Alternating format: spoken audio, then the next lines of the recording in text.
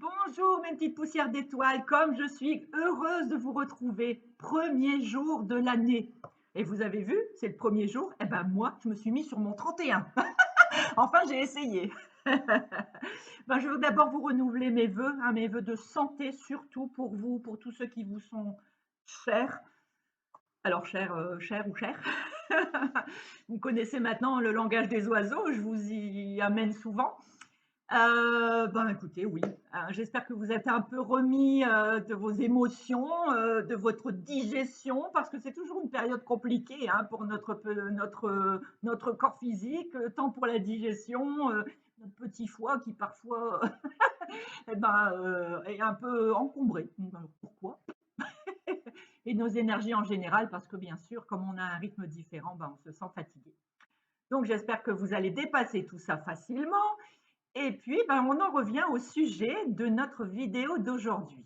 Alors, on est dans la dernière, enfin dans les, il en reste deux, dans la dernière ligne droite. Alors, pourquoi je dis la dernière ligne droite? C'est parce que cette fois-ci, vous vous rendez compte, je ne vous parle plus qu'on remonte le long de notre colonne vertébrale, parce qu'en fait, les deux derniers chakras, je pense que vous l'aviez déjà repéré, ne sont pas attachés à notre colonne vertébrale, puisqu'on va parler ici du troisième œil, n'est-ce pas?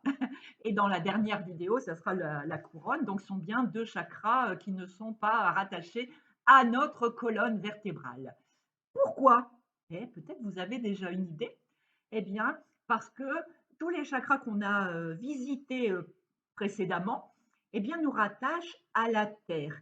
Et ces centres d'énergie euh, qu'on doit travailler, qu'on doit harmoniser, auxquels on doit prêter attention, nous relie aux énergies telluriques, nous relie directement à notre incarnation, donc à notre ancrage ici sur la Terre, alors que les deux derniers chakras, eux, ce sont les chakras qui sont en relation avec nos énergies yang, donc nos énergies plus célestes, nos énergies du ciel. Plus précisément, donc notre troisième œil. Alors, bien sûr, je pense que vous y pensez aussi dans certains films, un peu de Bollywood et tout ça, où on voit de jolies femmes avec un petit bijou, ou enfin quelque chose qui matérialise en tout cas ce troisième œil, parce que ça, c'est dans leur culture. Alors ici, par contre, en Occident, c'est pas trop notre culture. Au contraire, on a tendance à ne pas en parler. Et tout ça pour nous garder dans l'illusion, parce que le rôle de ce troisième œil est donc celui de nous sortir de l'illusion, alors sortir ou au moins de nous permettre d'ôter le voile de l'illusion et de commencer à percevoir certaines choses. C'est le chakra, justement, je perçois. Alors, je suis certaine que vous l'avez vu ce film-là parce que, bien sûr, il y a Bruce Willis dedans, mais surtout parce que il a vraiment eu un fort impact. C'était le sixième sens. Et ce chakra-là, on pourrait dire que c'est le chakra de notre sixième sens. On a commencé par l'odorat, le goût, le toucher, la parole, l'ouïe, enfin tout ça. Et là, on arrive dans un sens qui est le sixième sens. Et donc, ce sixième sens, c'est le centre de notre intuition, c'est le centre de notre équilibre intérieur. Pareil, dans la présentation que je vous avais fait sur nos 7 principaux centres d'énergie, je vous mettrai le lien dans la description en postant la vidéo sur YouTube, si vous voulez la revoir éventuellement. Mais je parlais surtout, donc là, on est en train de voir ponctuellement chaque chakra, mais n'oubliez pas que ces chakras sont tous reliés les uns aux autres et ont tous un impact à un moment sur un organe, sur une façon d'être de nous, enfin voilà. Donc celui-là, ce troisième œil, il va nous permettre en principe de percevoir certaines choses, comme je vous disais, et notamment de nous relier à notre essence ciel, donc à notre essence en fait, et de nous rappeler que nous sommes tous issus de la même source divine. On dit source. Alors pareil, j'emploie des mots, quelquefois vous me voyez hésiter, c'est parce que je ne veux pas apporter de caractère ni religieux ni rien, c'est pas du tout le but. Vous savez, tout ce qui est scientifiques quantiques ont tous la même version. On sait qu'il y a quelque chose de plus grand que nous qui nous a bien sûr mis sur Terre. On sait qu'il y a plein de choses, de mondes parallèles en plus de la Terre. Enfin, tout ça, ça devient de plus en plus euh, mis à notre disposition grâce au progrès et donc notamment à Internet. Et ce sont des choses justement ben, que, comme on ne parlait pas chez nous de ces centres d'énergie-là, on ne les travaille pas, rien du tout, et on n'en parle pas justement, que ce soit la religion, que ce soit ailleurs, ce sont des choses qu'on commence seulement à mettre en avant parce on sent bien que c'est ce qui va guider l'évolution de l'être humain en général dans le passage de notre Terre vers la 5D. Et donc, on sait très bien que l'être humain va évoluer et qu'on va quitter cette ère patriarcale, cette ère matérialiste et cette ère technologique pour arriver vers une ère qui sera beaucoup plus énergétique. Donc, c'est pour ça que je voulais vous parler d'abord de ces chakras. On en revient. Allez, je m'éparpille. Sa note, c'est le La. Alors, bien sûr, toutes les notes, tout ce que je vous ai parlé au niveau des sons, des mantras, c'est surtout pour les personnes qui veulent éventuellement les travailler en sonothérapie. Donc, si vous possédez des bols, alors pareil, ce sont des choses. La petite sphère qui me suit, je ne sais pas si vous êtes équipé de bols tibétains ou de bols de cristal pour faire justement vibrer toutes ces notes et faire travailler vos chakras. On n'en est pas là, donc je vous ai donné l'information, mais vous la trouverez si un jour dans votre parcours vous êtes amené à y revenir, vous trouverez l'information de toute façon sur Internet. C'est pas ça le principal. Le principal, c'est donc bien son rôle à ce chakra du troisième œil. Donc c'est le chakra je perçois.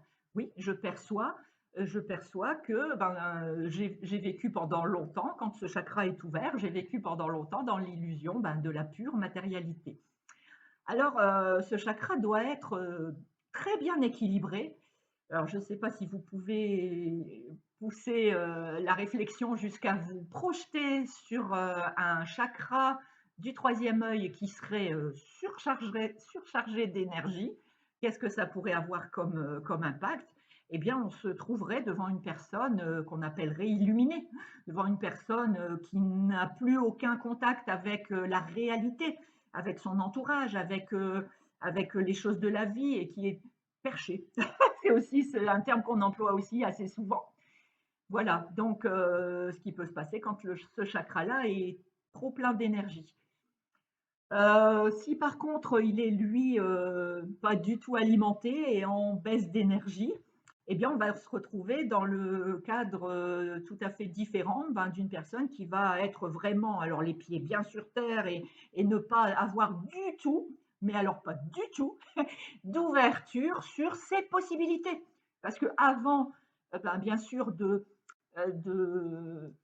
croire, alors c'est pareil, c'est un terme que vous voyez, quand j'ai du mal à le dire, c'est que j'y crois pas.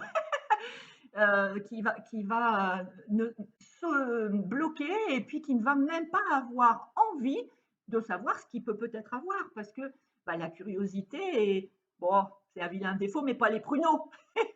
La curiosité, c'est aussi bien par quelquefois de justement arrêter de vivre sur ses acquis, sur ce qu'on nous a dit, sur ce qu'on nous a enseigné à l'école, sur tout ça, et avoir cette curiosité au fond de nous qui nous dit, mais au fond, est-ce que je peux pas voir ce qui se passe au-delà de tout ce que je sais? Et voilà, et c'est un peu comme ça, et c'est surtout grâce à un atelier sur l'ouverture du troisième œil que j'ai commencé mon voyage vers ce que je suis là maintenant aujourd'hui. Alors j'en parle avec ardeur et avec un profond respect, un grand, grand, grand merci, une grande gratitude.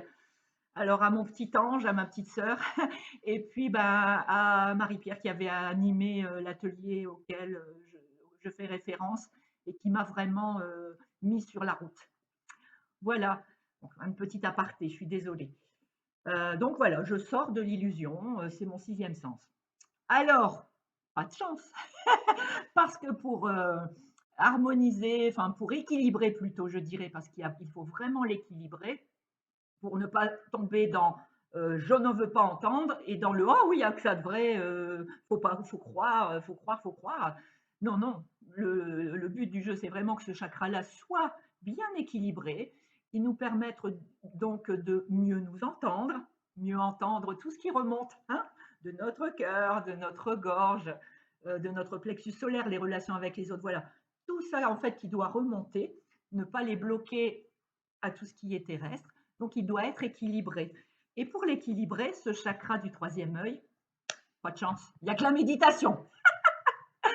Là, j'ai rien d'autre à vous conseiller que la méditation. Bon, peut-être des pierres. Alors, les pierres, je vous avais parlé de la couleur. Alors, ça peut être l'améthyste, hein, violette. Ça peut être la sodalite. Ça peut être le cristal de roche qui est plus associé à la couronne. Mais bon, autre chose encore que je voulais vous dire, oui, bien sûr, bon, je vous ai dit qu'il était ici et il est rattaché à une glande qu'on appelle la glande pinéale. Alors, pour faire référence à la pomme de pin, parce qu'elle a vraiment la forme d'une pomme de pin.